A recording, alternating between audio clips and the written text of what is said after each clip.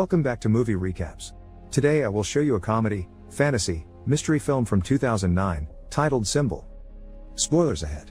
Watch out and take care. A Japanese man wearing very colorful pajamas wakes up in a white, empty room with no doors or windows and no apparent ceiling. When he approaches one of the walls for a closer look, he finds something peculiar sticking out of it, a protuberance shaped like a male member.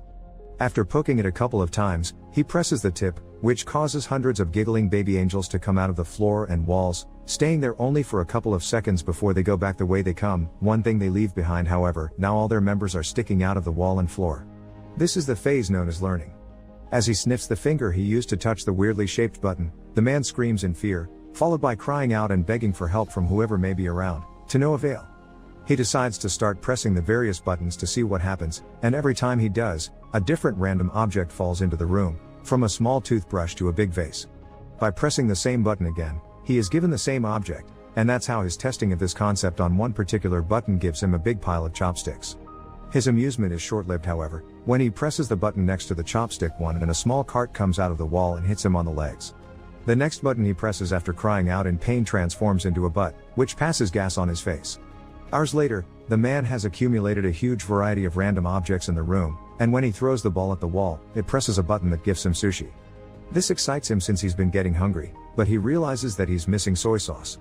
He asks his captors for it, but as always, he gets no answer, so he repeatedly presses one of the buttons until he has a bunch of sushi in front of him but still no sauce. Giving up, the man proceeds to eat the sushi, which he finds rather delicious, and once he's finished the last piece, he presses the button for more, getting furious when a bottle of soy sauce finally shows up. After angrily pushing the bottle out of the way, he presses a different button and gets a pair of old school 3D glasses. When he puts them on, he manages to see a baby angel pointing at his member, and the man gets happy because he thinks he may have found the answer. However, after pressing that particular button, all he gets is a countdown and a giant butt appearing from above to pass gas on top of him. Some hours later, he's read 5 volumes of a manga that he finds very entertaining, but when he presses a button to get the 6th, he gets the 7th instead.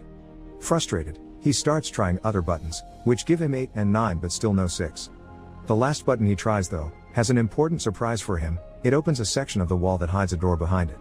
The man celebrates this discovery, but in his excitement, he loses track of which button is the one that opens the exit.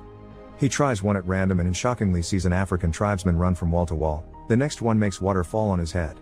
The third one turns out to be the one he needs, and as soon as the wall opens, he runs to it, only to see it close on his face. His second try ends the same way, and it's then he realizes that the door stays open as long as the member tip is down, so he starts trying out different ways to achieve it. First, he goes for a runner position, pressing it with his foot. Next, he hits it with a fly swatter from as far as possible, hoping the distance will make a difference in his running time. None of these work, and neither do pulling it with a jumping rope or hitting it with the air sent by a fan. His following plan is to get on the cart and push it after pressing the button, but after a few tries, he comes to accept he simply can't control it. What he needs to do is find a way to keep the button tip down. He puts the huge vase on top of it, but the button manages to stick back up again, so the man reaches the conclusion that he needs to fill the vase to make it heavier. First, he tries the water button, but it's pointless. No matter how hard he tries to redirect the water, it only falls on him and nowhere else. His next attempt involves filling the vase with sushi, but it becomes so heavy he can't even pick it up. The neck of the vase is also too narrow for his hand to go through, so the man has no other choice but to use chopsticks and remove a bunch of sushi piece by piece. Moments later, once he's removed enough, he manages to barely pick up the vase, so he does exactly that and takes it closer to the buttons. When he gets there, he finds himself having to put down the vase on the floor because he has lost which button it was again, and when he tries one, the African tribesman comes out and accidentally bumps into the base, causing it to crack and break in half. This sends the man over the edge, who, as he freaks out and yells nonstop, finds the right button and begins covering it with sushi. This, of course, doesn't work either, and the little member pops up among the rice. Then the man tries covering the button with tape, followed by tape plus a steel plate, but nothing works. After taking some painkillers to deal with the pain caused by the door every time it hits him on his back and a nap as well, the man wants to wash his teeth, so he presses a button to get water. It was the wrong button though, and this one reveals a rope falling from the ceiling. This instantly improves his mood because it gives him an idea for a new plan. He opens the door, then uses the rope to swing himself across the room and make it before the door closes. Sadly, when he tries to open the door behind the fake wall, he discovers it's locked. He returns to the room just in time before the door closes, although it manages to hit him on his way out anyway, and in frustration, he kicks the wall, activating one of the buttons and revealing the key floating in the middle of the room. Like it happens with the door though, it goes away when the button perks out again, so the man must find a way to keep both the key in the room and the door open. First, however, he needs to find the button again, because he got distracted and lost it. By observing more or less where his foot would have landed when he kicked the wall, he chooses a button only to get a dog coming out of the wall to bark at him. The same happens with the next button, but luckily, the third try is successful.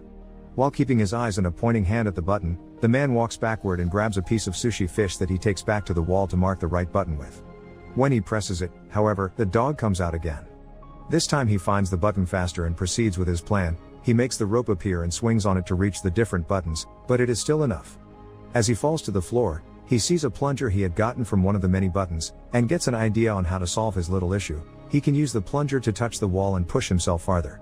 After one failed attempt, the plan goes smoothly, and the combination of swinging on the rope and pushing himself with the plunger allows him to press the button key, grab the key, press the door button, and reach the door before it closes. He wastes no time and inserts the key in the lock, quickly turning it, but when he tries to open the door, he finds a nasty surprise. It also has a separate lock on the top that requires 3 numbers to open it. The man rushes out, getting hit by the door as it closes, and in frustration, he throws the plunger at the opposite wall, activating the button that releases the African tribesman. As he watches him walk by, he realizes something. There are 3 numbers painted on his forehead, which must be the combination he needs.